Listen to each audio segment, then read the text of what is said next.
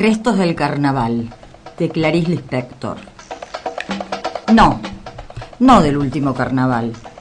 Pero no sé por qué me transportó a mi infancia y a los miércoles de ceniza en las calles muertas donde revoloteaban despojos de serpentinas y confetí.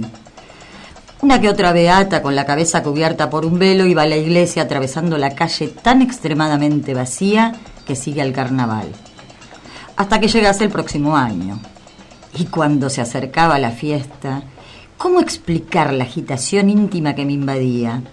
Como si al fin el mundo, de retoño que era, se abriese en gran rosa escarlata. Como si las calles y las plazas de Recife explicasen al fin para qué las habían construido. Como si las voces humanas cantasen finalmente la capacidad de placer que se mantenía secreta en mí. El carnaval era mío. En la realidad, sin embargo, yo poco participaba. Nunca había ido a un baile infantil, nunca me habían disfrazado. En compensación, me dejaban quedar hasta las 11 de la noche en la puerta al pie de la escalera del departamento de 2 pisos donde vivíamos, mirando ávidamente cómo se divertían los demás. 2 cosas preciosas conseguía yo entonces, y las economizaba con avaricia para que me durasen los 3 días. Un atomizador de perfume y una bolsa de confetí. Se está poniendo difícil escribir, porque siento cómo se me va a ensombrecer el corazón al constatar que aún incorporándome tan poco a la alegría, tan sedienta estaba yo, que en un abrir y cerrar de ojos me transformaba en una niña feliz. ¿Y las máscaras? Tenía miedo, pero era un miedo vital y necesario, porque coincidía con la sospecha más profunda de que también el rostro humano era una especie de máscara. Si un enmascarado hablaba conmigo en la puerta al pie de la escalera, de pronto yo entraba en contacto indispensable con mi mundo interior, que no estaba hecho solo de duendes y príncipes encantados, sino de personas con su propio misterio. Hasta el susto que me daban los enmascarados era pues esencial para mí. No me disfrazaban. En medio de las preocupaciones por la enfermedad de mi madre, a nadie en la casa se le pasaba por la cabeza el carnaval de la pequeña. Pero yo le había pedido a una de mis hermanas que me rizara esos cabellos lacios que tanto disgusto me causaban, y al menos durante 3 días al año podía jactarme de tener cabellos rizados. En esos 3 días, además, mi hermana complacía mi intenso sueño de ser muchacha. Yo apenas podía con las ganas de salir de una infancia vulnerable, y me pintaba la boca con pintalabios muy fuerte, pasándome el colorete también por las mejillas. Entonces me sentía bonita y femenina. Escapaba la niñez.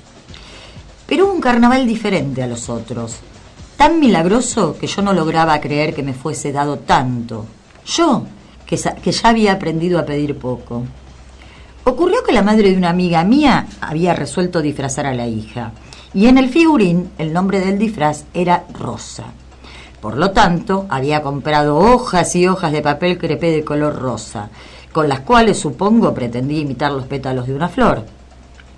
Boquiabierta, yo veía cómo el disfraz iba cobrando forma y creándose poco a poco. Aunque el papel crepé no se pareciese ni de lejos a los pétalos, yo pensaba seriamente que era uno de los disfraces más bonitos que había visto jamás. Fue entonces cuando, por simple casualidad, sucedió lo inesperado. Sobró papel crepé, y mucho.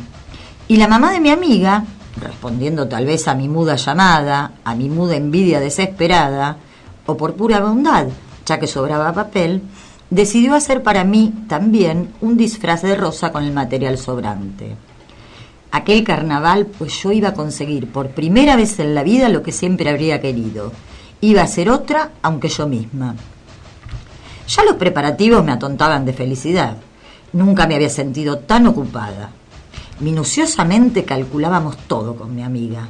Debajo del disfraz nos pondríamos un fondo de manera que si llovía y el disfraz llegaba a derretirse, por lo menos quedaríamos vestidas hasta cierto punto. Ante la sola idea de que la lluvia repentina nos dejase con nuestros pudores femeninos de 8 años, con el fondo en plena calle, nos moríamos de vergüenza. Pero no, Dios iba a ayudarnos, no llovería. En cuanto a que mi disfraz solo existiera gracias a las obras de otro, tragué con algún dolor mi orgullo, que siempre había sido feroz, y acepté humildemente lo que el destino me daba de limosna. Pero ¿por qué justamente aquel carnaval, el único de disfraz, tuvo que ser melancólico? El domingo me pusieron los tubos en el pelo por la mañana temprano para que en la tarde los rizos estuvieran firmes. Pero tal era la ansiedad que los minutos no pasaban. Al fin dieron las 3 de la tarde.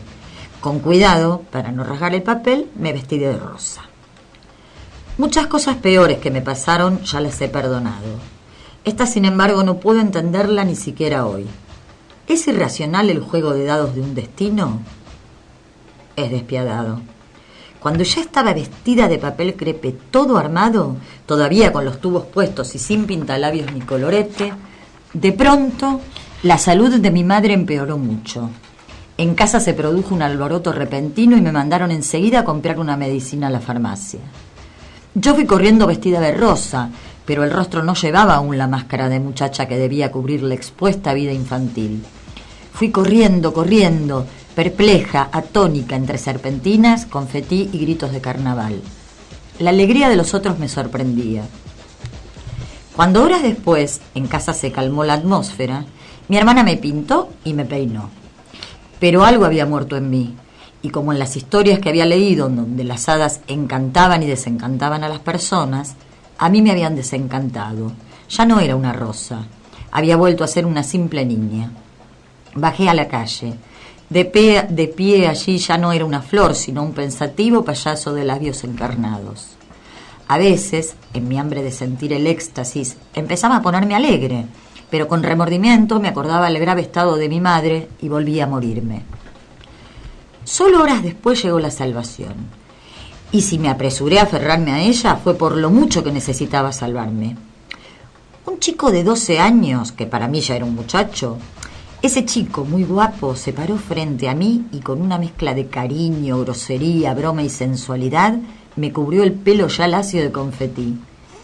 Por un instante permanecimos enfrentados, sonriendo, sin hablar.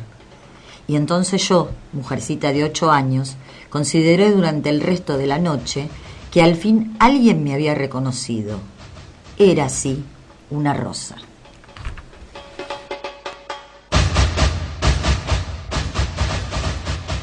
Cuento con vos.